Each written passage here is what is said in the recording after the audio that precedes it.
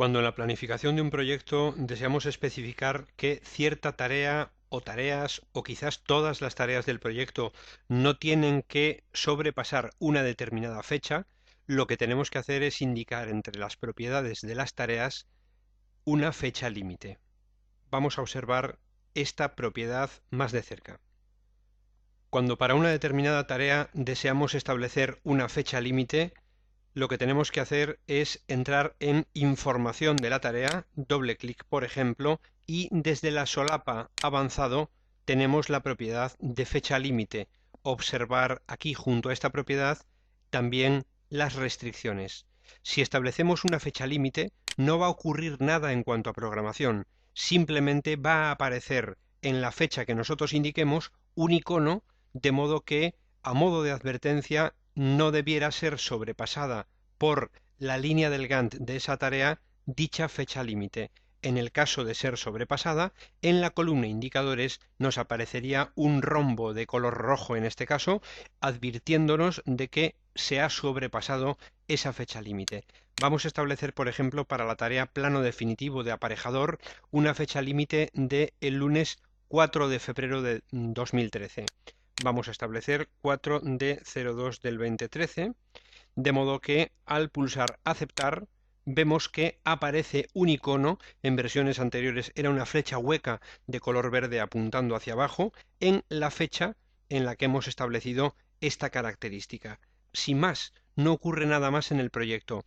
Decir que este icono podemos desde doble clic modificarlo, eligiendo por ejemplo la tradicional flecha hacia abajo, y tras darle a aceptar aparecería esta fecha como fecha límite. Sobrevolándola aparece el cartel indicador y en el caso de que esta tarea fuera desplazada o porque alguna de sus tareas precedentes, por ejemplo, creación de un plano a nivel de boceto en este ejemplo, en vez de ser una tarea de 2 días, se nos avisa de que se complica ese tipo de actividad y en vez de 2 días va a tener una duración, por ejemplo, de 6 días.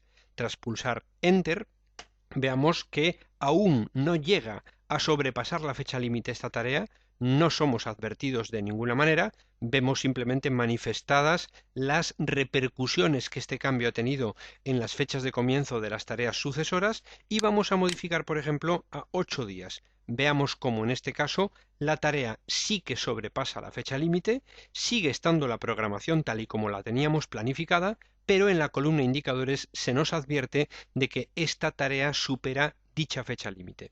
Si quisiéramos establecer una fecha límite para, por ejemplo, todas las tareas de una determinada fase, sería cuestión de seleccionarlas y directamente desde tarea, desde información, no de la, sino de las tareas, podríamos establecer desde la ficha avanzado la fecha límite. Vamos a poner, por ejemplo, también una fecha límite de, en este caso, el 4 de marzo de 2013.